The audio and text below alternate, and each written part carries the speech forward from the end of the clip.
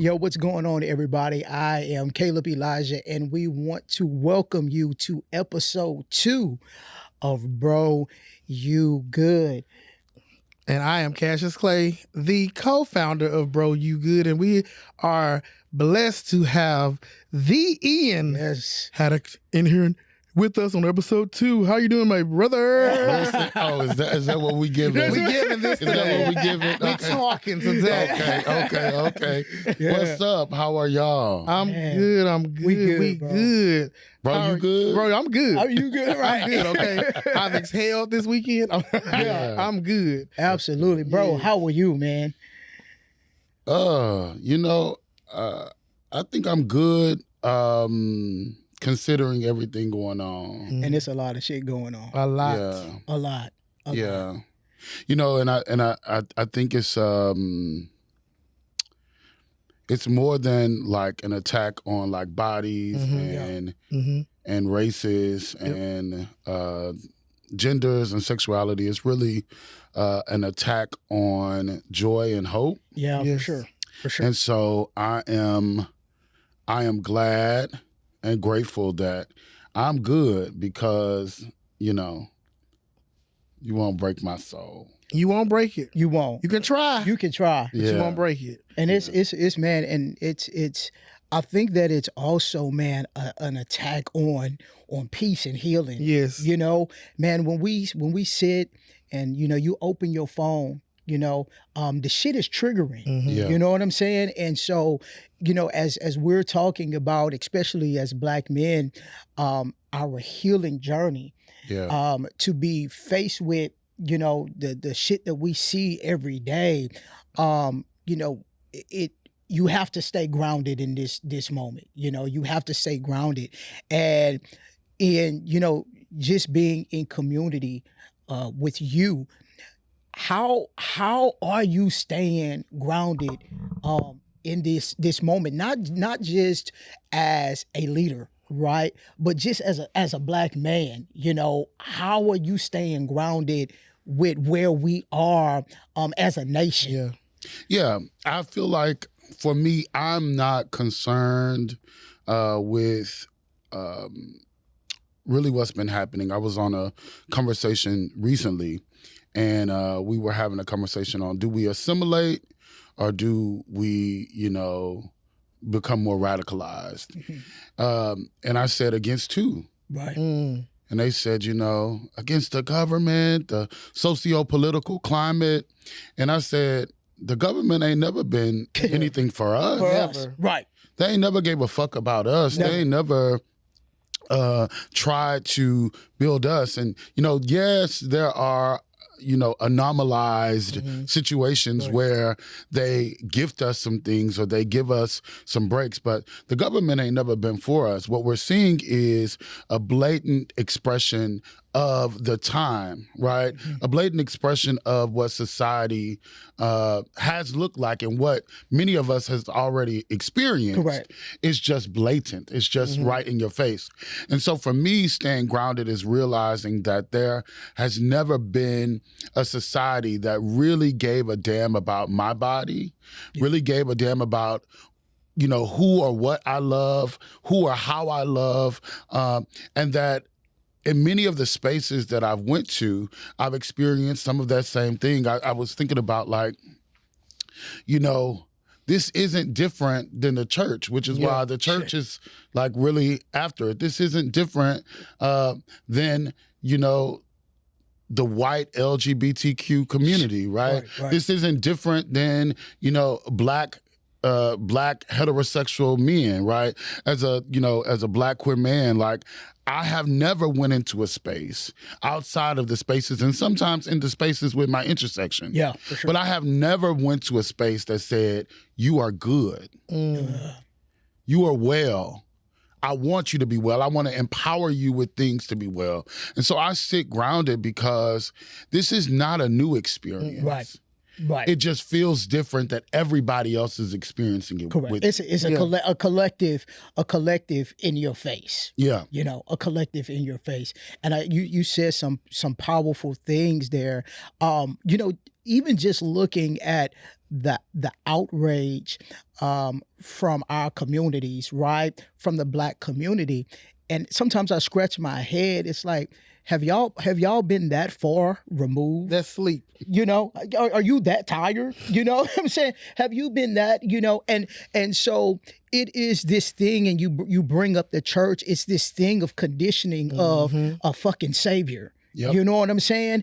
And it's like, when are we really, really going to be honest with ourselves that although we've come from a powerful people, we have so many times given that power away, especially in our fucking generation. Yeah. We continue to ask for permission to take up space, right? We continue to look for validation where there is none, you know? And so I'm with you, bro. Where you are is that you put out this documentary that was so fucking amazing and so powerful, and it still sits with me that they ain't coming to save us. They ain't. Never will, never shall. Never shall, never have. Never, not gonna be. Not gonna be, you know? So. But I think about that too, and I think about the fact that I think a lot of people wanted whiteness more than freedom. And I think that in terms of the hierarchy, people have desired oppression over liberation. Yes. And I think what we're realizing is that the people that have power only gift freedom to white, heterosexual, male, European, wealthy people. Mm-hmm. Yeah. And, a lot of me, I am concerned because, people are coming to me. I had one of my colleagues who's a white woman, particularly a white woman of trans experience, and we were having a conversation about how, her community doesn't know how to care for each other because they have caused themselves to death. Wow. They've caused themselves, like, we're going to cause this and platform this cause. And so they have all of these entities that were made because of these politicized movements. They never learned how to care for each other. And so we were talking about, like, that's all we've ever had. Right. In Black and brown communities, particularly Black and brown, for me, LGBT communities. And I get sad because I'm like, damn, for the first time, you're really experiencing the oppression that we faced. But on the other hand, I was talking to my aunt and I'm sorry I keep looking up because all these thoughts are here. It's not that I'm not paying attention to y'all. It is when you're a creative, that's what we tend to do. You should look up and say, I'm okay. Yeah. That Rolodex in that brain. Yeah. I was talking to my aunt, who's an older Black heterosexual woman, and she is just like so taken back. Because now she realizes that it's not just if you're not at the table, you're on the menu, but even if you're at the table and you're outside of their hierarchy, then they have a recipe for you in the back, right? And so she's experiencing that, and a piece of me felt a little bit of joy. Because I have been telling you this over and over. Yeah. I have been saying this about who I work with, who I work for, what I stand for, who I am, and it never resonated. Right. Because it was them. Yeah. It was those. They ain't got to do And now the least of those The least. Yeah. are the only one that have the most knowledge. Yeah. Of how to get out of this. Of how to get out of this shit. And that's funny. That's funny you say that because I literally think about how like that song said, ain't it funny how life turns around? Like, ain't it funny how like the same people you see going up, you see them coming down? Like, you're gonna need us. You're gonna need those that's been ostracized and put aside and just cast away to show you the way. Yeah. And you know what's in the joy in that is that if we be real, it has been our community who has ostracized Black and brown, queer, LGBTQ folks, right? And again, like you said, it was cool when it was just an attack on gender identity and you was Black. It was cool when it was a attack on, sexual orientation, right? And what so many Black and brown people did, they don't realize subconsciously they begin to think like the oppressor. Yep. And it became about, we see it on online. It's like the comments that I see. It's disheartening. From Black folks Yep. about trans people. Yep. I was like, what God do you serve that you think you can sit there and say stuff like but that? It's not even that. It's that the trick has been, now they feel that they have privilege. Yeah. Yes. Because you got your degree, you got your little platform, you got your little podcast, and I'm up here and everybody else is down there. And so we talked about it. That is not community. Nope. And so we have to dismantle this whole ideology and realize that everybody that's your color ain't your kind. Yeah. And that's real. And that's real shit. And understand that what a lot of Black people don't realize is that our community is experiencing a mental health crisis and an identity crisis. Yeah.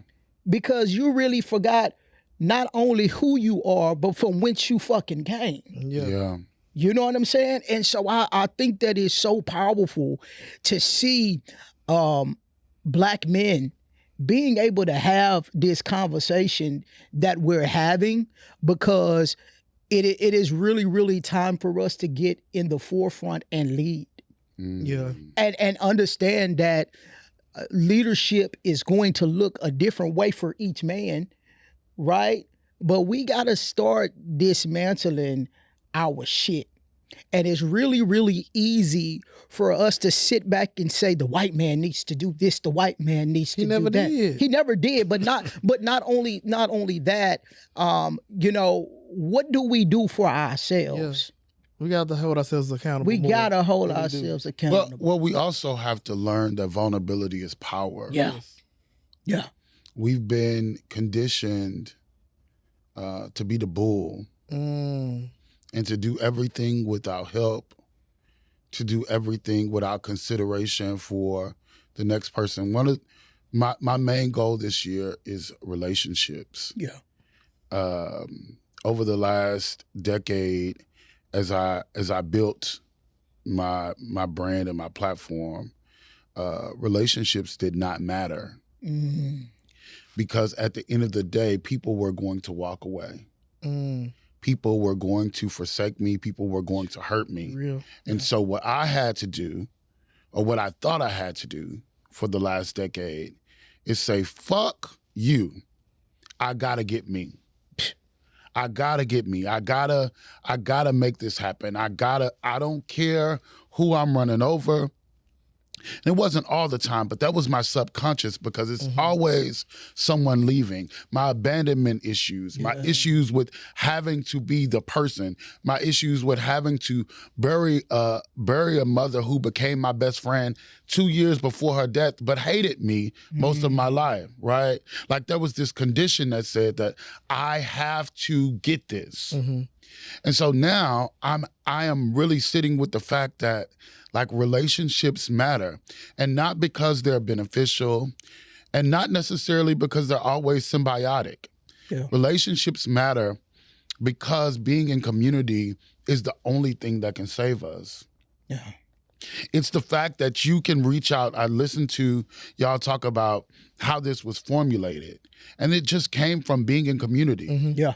Just digging a little deeper, just asking a couple different questions that actually shifted and like manifested what we are sitting in here. Right. And so the work, I really believe, is us realizing that if we don't do it together, we're not going to get it. Yeah. Yeah. It doesn't matter what, we can talk about generational wealth. Yeah. We can talk about, this white savior complex. We can talk about all of that. But really it's about the ability to be vulnerable enough to say, I may not need everybody, but I need somebody. I need somebody. Mm-hmm. I need somebody. Maybe not romantically. Yeah. Right? But I need people. I need to be loved. I need to be cared for. I need to be, sometimes I need people to coddle me. Sometimes I need you to tell me the truth. Yeah. Like I need people. And I think that is one of the major shifts for me, and my focus this year is like, how do I express vulnerability? How do I engage in a desire, not just to be in relationship, but to sustain relationships, to be in relationships that are difficult and don't always, I don't always win. I don't always get what I want. How do I stay in relationship with people? And so for me, that's the other missing piece that I think our brothers, as men, we don't get a chance to do. We don't get a chance to do. Because it's like, and I get the silo attempt to life. You think, well, I can do it better myself. Anybody's going to hit me right. They're going to leave. They're going to go. They're not going to be there. But it gets to the point when you realize that I can't carry this by myself. Yeah. And that's why it's so much better for us to come together with our like visions. Yeah. Because I didn't have to carry it all by myself. It probably would have took me even longer to do this, but us together, we moved on the thought, vision process. We knew God was pushing us, and we said, let's just go. Right. And it came into a beautiful thing. You know what I'm saying? So I get what you're saying on that part. So how do you navigate those feelings and vulnerability while owning your company, owning your nonprofit, making sure that you have all these people that look to you? Yeah. How do you navigate that and say, I need help as a leader? Yeah.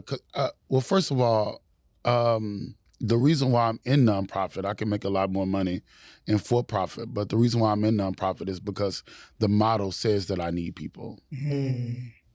And I didn't realize when I did not want to be an executive director, nor did I want to run a nonprofit.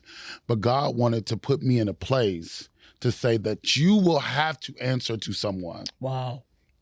You will have to make someone else happy.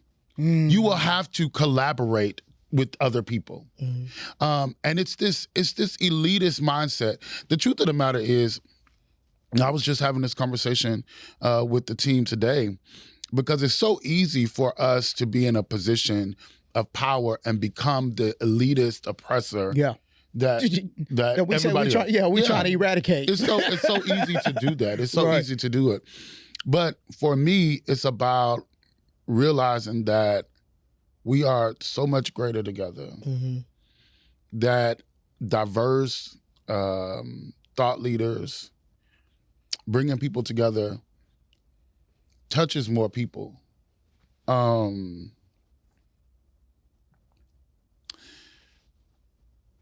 think about, and if you've ever heard me talk, I always talk about my 15-year-old self. And my 15-year-old self just needed somebody to believe in them. Right. I wasn't the great football player. I was good at football, but I wasn't great. I was a pretty good thespian, but wasn't great. Mm-hmm. That was always number two. I was number two in my class. I was always number two. And so a lot of my life was spent trying to win. But the reason why we're winning, and the reason why I think we will continue to win, is because we understand the power of collaboration. And I understand my imperfections. Like some of that shit ain't gonna change. Right. And even with the power of collaborations, let me just say, you are an innovator. You know, it is commendable. So many of us, we do not have the blueprint. You know, even myself as a business owner, I just realized 2 days ago in a meeting that, damn, I don't really know shit. They're like, you know, so that is so commendable, and I don't think that people realize that even in building that, right? People see leaders, they see people that are out in the front, and they see the strength, right?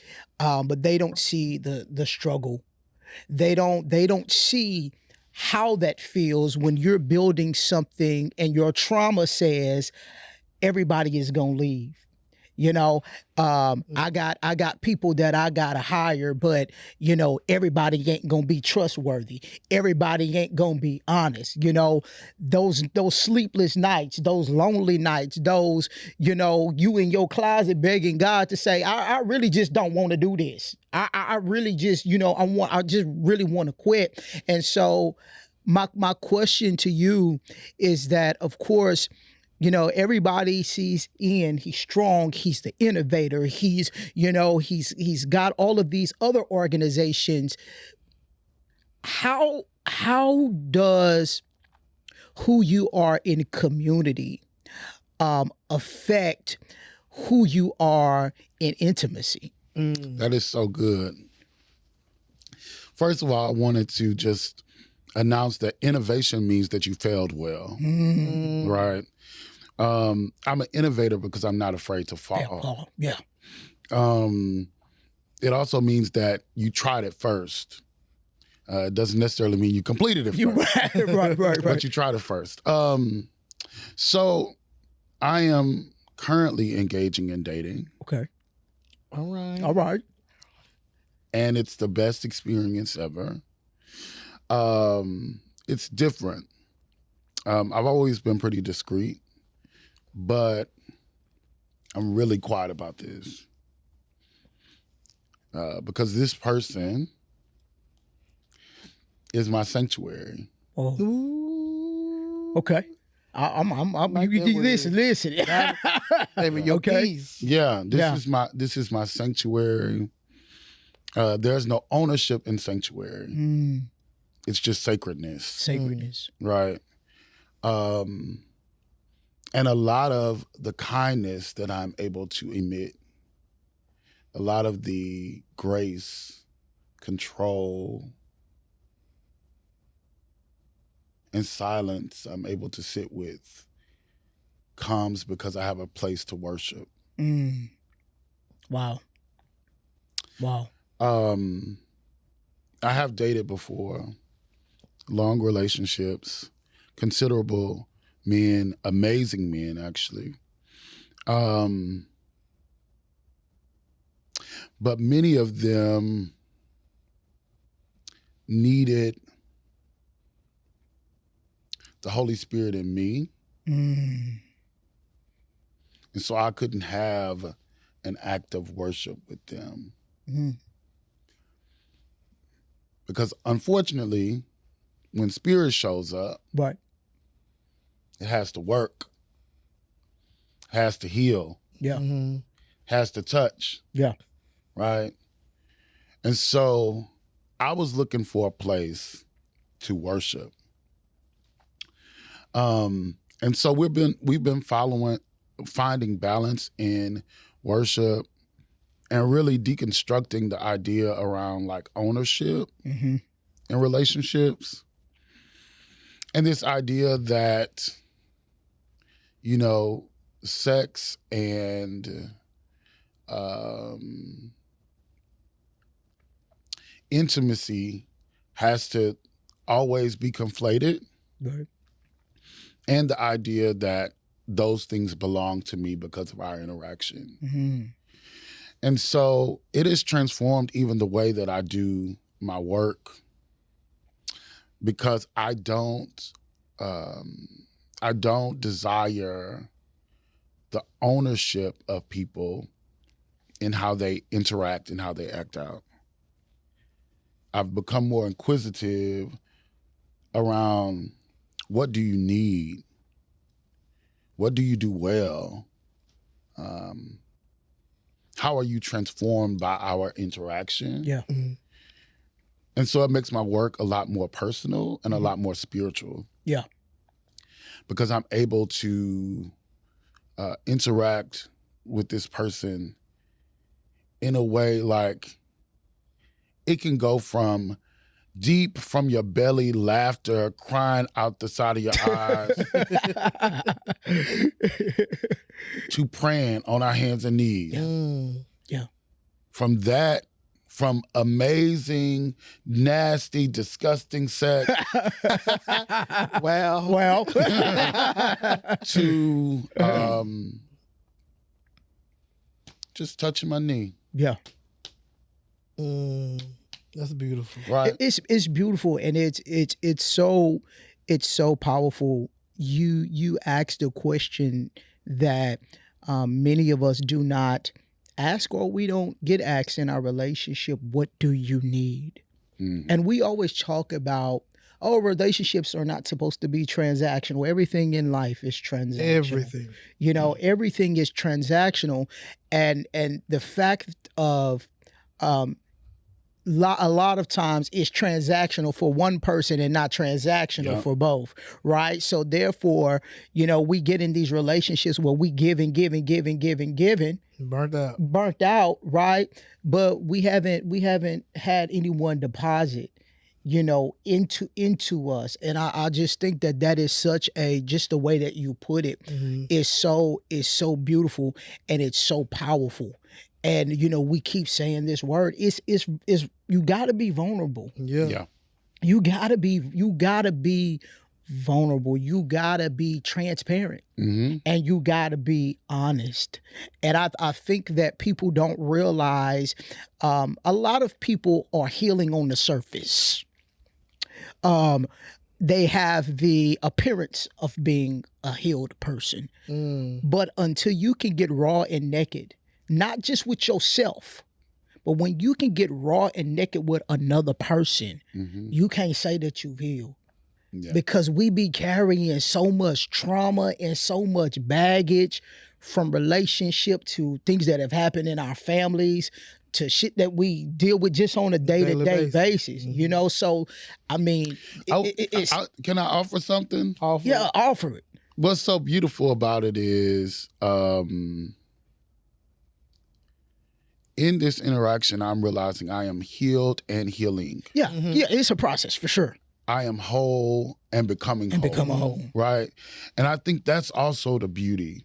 I think, like, I love what you said about, you know, getting to this place where you're doing the deep work, because that is so necessary for any relationship, not just romantic. But the real power is,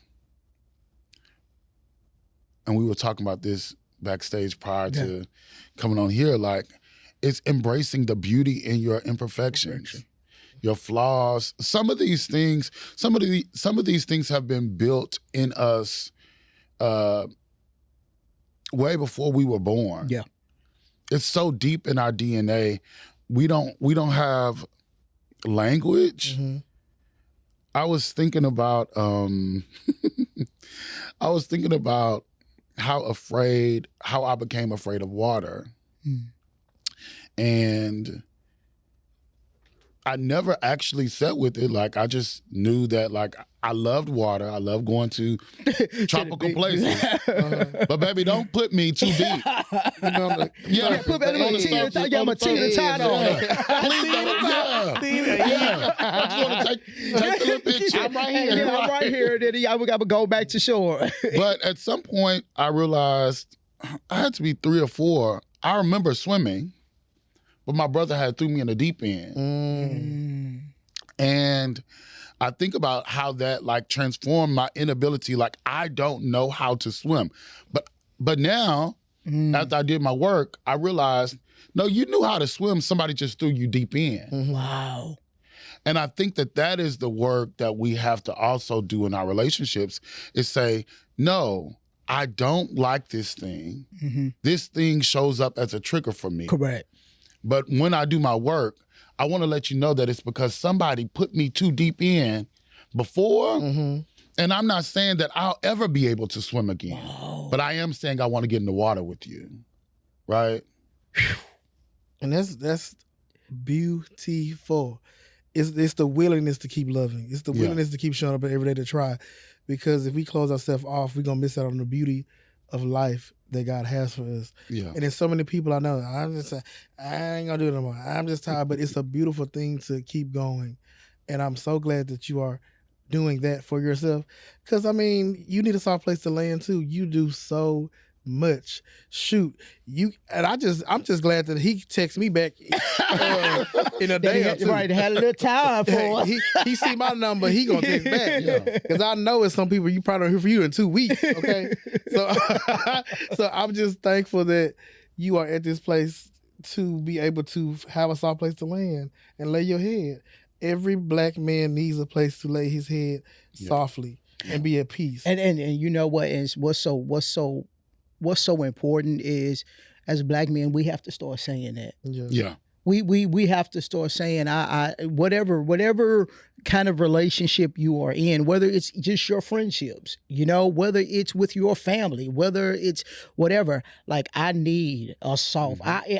I can carry it, mm-hmm. but sometimes I just don't want to carry it. Sometimes I want the option of saying, can you hold this? I'm gonna come back to get it, mm-hmm. but can you hold this for me today?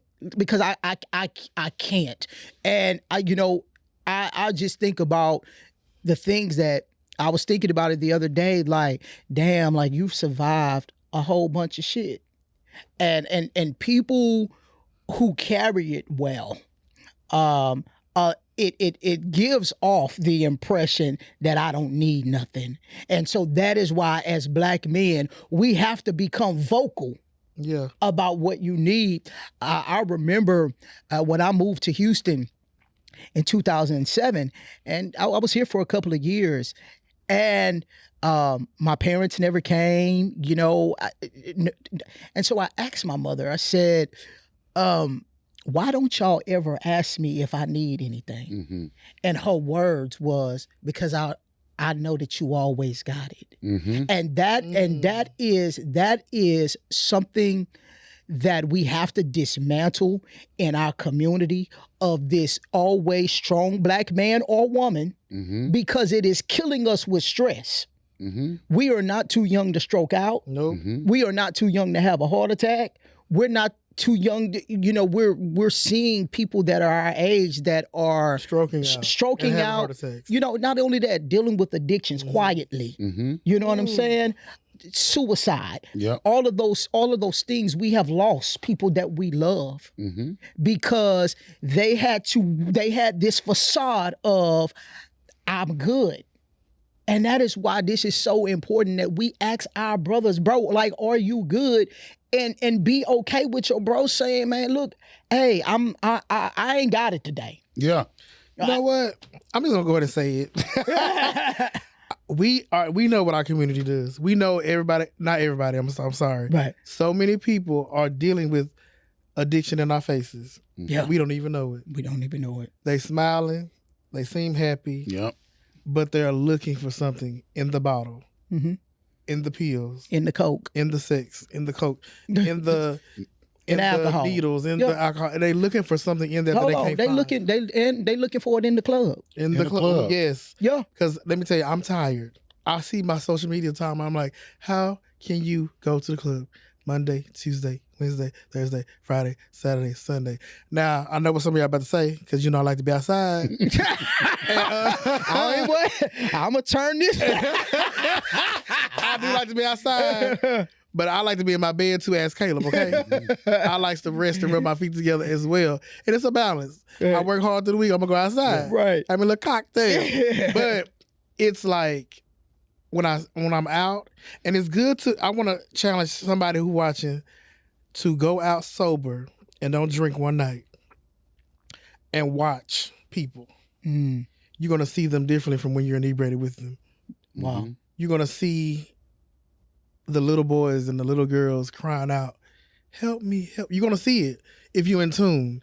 And that's why you need to make sure you show love in our community, in just community period, and see what people need. That's why Caleb said, what do I need?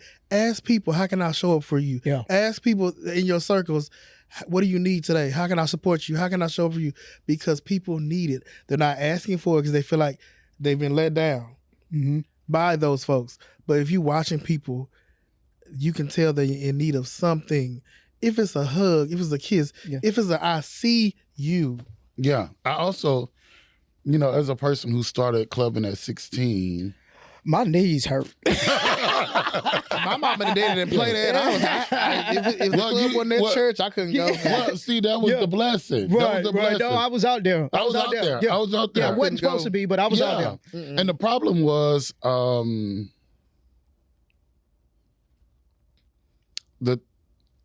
I've joined 3 churches in my life. Progressive Missionary Baptist Church in Texas City, Texas. The Fountain of Praise in Houston, Texas. Yes, the rights. And Bartini's Club. Bartini! And the reason why I say that is because when everybody said I wasn't good enough, or wasn't well enough, or couldn't be empowered to do anything, there was a community of people. My success is because I am Black and gay, or Black and queer, new term for me. But it is because of that, and it's because of that community believing in me. And everybody that I call father, I met at Bartini. And those people ministered to me. Yeah. So I think 2 things are happening, what we're seeing, because we were seeing drug use then. Yeah. 2 things are happening. One, there's no familial structure in our community anymore. No. None. And the second thing that's happening is that we don't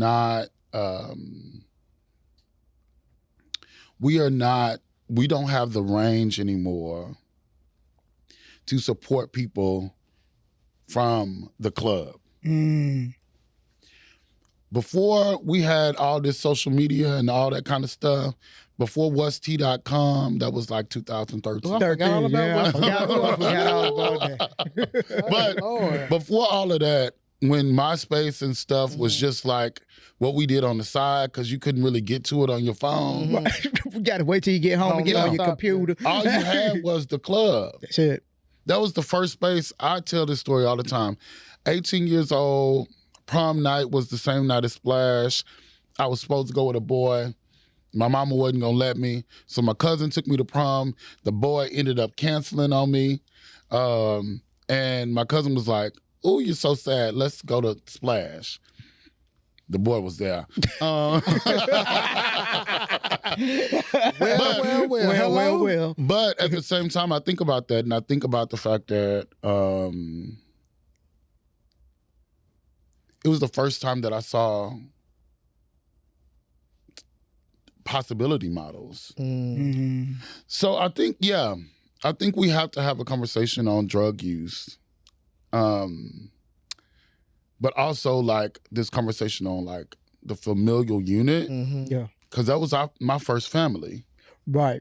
And with that family became somebody that was going to pull you up. Yep. And I'm not talking about pull you up. I'm talking about snatch your ass and say you don't represent. Yeah, you wrong today. You don't represent us like that. You know what I'm saying? That's not, because even in that, every family had a structure, and it meant something, and it was like, nah, you don't. But that's not how we carry ourselves, and it was that level of accountability where you're not gonna be. I could just imagine Pops or somebody saying, "Nah, you ain't gonna represent me like that." Yeah. You know what I'm saying? It was that, and I think that we have also glorified escapism. Yes. We have glorified escapism. And we're not, and I'm gonna just be real. It's motherfuckers that are in leadership and or empowering other people that are of, you know, escapists. Yeah. It's because I get to be up here and be powerful, and this is why we say this all the time. This what we doing, and I know, Ian, you know, a lot of times like that hierarchy, you said, no, bro, you good, none of that normal. This ain't from I fucking made it. Nope. This is from I'm still getting through some shit. Yep. You see what I'm saying? And a lot of times we see people behind the mics, we see people behind the pulpits, we see, and they are bleeding. And they bleeding and they're bleeding and they're bleeding. But the thing is that until you can be real with yourself, until you can really sit with your shit, your movement is ineffective. Why? For the simple fact of I'm not following nobody I can't fucking believe. Hello. You see what I'm saying? I believe in this man's organization and everything that he does because I see him live that. You see what I'm saying? And so many, just like you said on episode 1, so many people are trying to be famous. But ineffective. You see what I'm saying? And so it's we have to have, we gotta have these conversations where people are not afraid to put their shit on the table. Where, yes, you dressed up, you look good, your haircut is nice, your makeup is nice or whatever, but can you sit in this chair and say, I'm battling with depression, I need help? Can you sit in this chair and say, you know what? I'm great at work, right? I'm great in my community. I'm a horrible fucking partner. I don't know how to love, nor do I know how to receive love. And these are the conversations that we have to have. You cannot heal what you continue to hide. No, you cannot. You know? And so, Ian, we thank you. Yes. You know, we can really be here all day. And you know what I'm saying? And that's why it's so powerful that you said what you just said, because I remember it. Ian probably don't remember what he said to me years ago as he said it. But in a way, I'm going to paraphrase it. You basically told me when we was in our blank, I'm not going to say the name of the organization we was a part of because, no. Yeah, but the blank. And we was at the retreat doing our stuff, and you was telling me once you said you stepping your toe in, because you know I was coming from the church, but you said once you really, really accept all of you, and accept everything that you bring to the table, you're going to flourish. And when I started doing that, you started seeing me like, I get it now. Because our thorn is the gift, right? Like, I am not saying that you got to go through shit to become anything. Right. I am saying that if it pricks you, lean into it. Why is that triggering me? Why is that feel painful to me? Especially when it's not supposed to be. Right? Like when people are just like having conversations about stuff like, why is that pricking me? Every bad thing that people have said about me has become my brand. Paying into profit. Yeah. Or non-profit. Right? And so, yeah, like I truly believe like that's the power. The power is leaning into not just your gift. Your gifts is gonna make room, but your thorn is gonna make opportunity. Wow. Right? And so like everything that people have used against me is the reason why I believe I am successful and becoming successful. Yeah. And that's why the doors have opened up so vast and wide. Yeah, and now. And they will continue. They will continue to open up. I mean, this, you know, nobody don't know. I'll shoot him a text message, you know, in a minute, and it's so important. I gotta say this. Don't just have friends around you that can party with you, that can benefit from you, but cannot seek God. And when I say God, I'm not talking about God from religion. I'm talking about people who can see and speak into who you are You know what I'm saying? We are always just surrounded by just people that is just here for the fishes and the loaves. Yeah. You see what I'm saying? But we gotta surround ourselves with people who can say, you know what? God done put Ian on my heart way too much today, or whatever. I ain't gotta call him and tell him that I'm praying for him. I ain't gotta call him and tell him that I'm covering him, but I'm covering him. You see what I'm saying? And we gotta learn to understand that you can cover people without knowing all of their business. Yes. You see what I'm saying? We have to do this. We have to continue to speak life. You see what I'm saying? And Ian, just thank you. Thank you. Thank you for speaking life. And not just for speaking life. Thank you for being an example of what it means to really come from nothing and allow God to let your gifts and your thorns make room for you, brother. Like, thank you so much. And even when you think that people aren't aware, you know, we want you to know that you are covered. Yeah. You know, we gonna probably wrap it up, but I did have one question. Cassius said he was gonna ask, but I'm gonna go ahead and ask. In community and in relationships, there are times that you have to sever ties with people. How do you do that? Because you are an executive, right? How do you do that? How do you separate that? Yeah. And then how do you navigate through that? Because you're going to see them in community. You're going to see them again in community. Yeah, I let them decide. I am called to do what I'm called to do. I think that there's nobody that's ever worked with me or collaborated with me that I don't think is gifted. I truly believe I hire the best people all the time. But just like any other relationship, some relationships are seasonal. Yeah. Some people come to Normal Anomaly or anything else I'm working on, and they want to do a specific thing. Often, my job in my executive position is to make sure that I have money to pay them. Right.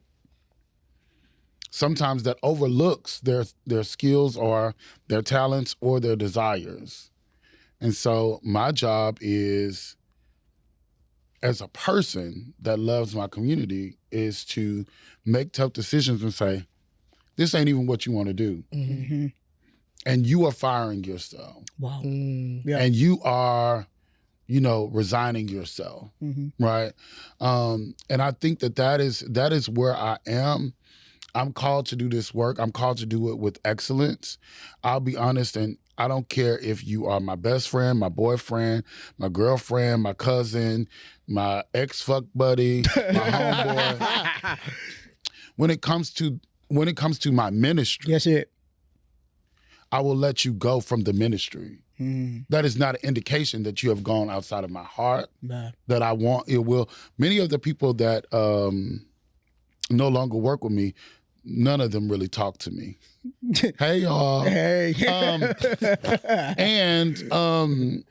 But what they don't know is that the gigs that they continue to get, not all of them, because they all have talent, and I'm not trying to suggest that they can't do their own work. Right. It's not what I'm suggesting. But if you're the best for the job, you're the best for the job. When people come to me and say you're the best for the job, I remember when we were a part of blank, there was a lot of mess that went on. And for years, me and those people didn't talk. Now we're really close. But what's interesting about it is if somebody needed somebody to speak on this thing and you're the best person for it. I can vouch for that. That's what you do. That's just what you do. That's true. So for me, it's no love lost. I'm still covering them. I'm still, their work pops or, everything that I did was still authentic. Right. It's just you have exceeded the time for what you're called to do here. And I also wanted to just speak on the other end. And sometimes you have to be kicked out of the nest to know that you can fly. Yeah. Right? That's real. That's real. And so if I'm seeing you just eating, not because you're hungry, not because you're not strong enough, food on the table. but because it's food on the table, sometimes, again, I never let people go. People let themselves go. But even in my collaborations, but sometimes it's just because I know you're strong enough to fly on your own. Yeah, and it's time you gotta leave the nest. You got to leave the nest, and you cannot. And it's scary. I've been there several times. I've been fired. I've been let go. I've been laid off. And it doesn't feel good. I've lost grant money. I've been accused of bad things. Like I've not just from when I didn't have anything, but also like, since being with Normal Anomaly and all of my other work. But the reality is everything was a catalyst to the next thing. And sometimes resilience, even though I hate the term, sometimes resilience is not just about how far the rubber band can stretch, but also what can you put in the rubber band to throw. And so, I understand resilience as both of those things. Yeah. So we know that you up for a Grand Marshal. Yeah. Child. And we also know got the BQ Music Fest is coming up. So what's up? Give us the lowdown what's going on. What's really happening. So I'm really excited to be a male identifying nominee for Pride Houston Grand Marshal this year. The organization was the first Black LGBTQ organization in 2023 to be honorary Grand Marshal. But I am, this year, vote for the boy. That'll be in 100 miles of Houston. But you can go to my Instagram at Ian Haddock. It's one of my links in my bio. And then also Normal Anomaly has the BQAF music festival and all the things going on with that. Yacht party, everything. I got to go get my VIP, everything. Listen. We got NLE Chopper coming down. Good lineup. Did y'all hear that name again? Who coming down? Who the headliner? NLE Chopper. Yeah. Let me out. So it's going to be a good time. We're excited to do it. It's going to be doing Black Pride Weekend, aka Houston Splash. No, we are not collaborating, but shouting out Houston Splash because I love them too. Yeah. But yeah, all of that information is on my personal Instagram and also on the Normal Anomalies Instagram, or you can go to normalanomaly.org/BQAF and find out more information. Man. I mean, what else can they say?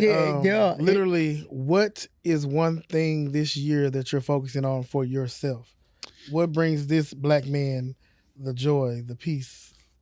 So other than relationships, because that's my main focus, I am focused on boundaries and balance. That's a whole nother episode. Maybe I'll have part 2 with boundaries. We'll have part 2 because that is so necessary. It's so necessary, and it's something that I think all of us are learning to navigate. I've been talking to Caleb a lot about boundaries. About boundaries. But I've been setting a lot lately because people will pull on you till they can't pull no more. Yeah. And it's not going to work. And man, one thing for me is not only am I not interested in pouring from an empty cup, I am no longer interested in pouring into cups that have a hole in the bottom. And I want to say this, and if this person watches this, that's good. I want to say this, and if this person watches this, I love you, and don't hurt me because I haven't told you. But there was this one situation where I had a personal relationship with somebody that was a creative. And we would always talk, try to shoot them little things, opportunities, so on and so forth. Well, I reached out to him for one of our events. And he ended up, sending me to his manager. And so when he sent me to his manager, I was like, okay, I don't have time to negotiate this. So I sent him to, one of our connects that does all of our work. So he ended up sending a number that I wasn't comfortable with, and that I had told the person that was handling it, like, if they do that, then it's a no. But of course we had a personal relationship, so he started reaching back out to me, and I just stopped responding. And so when I was talking to my friend about this, I'm like, I feel bad about it because I love and care for this person. But I don't know what to do. And this is my lesson on boundaries.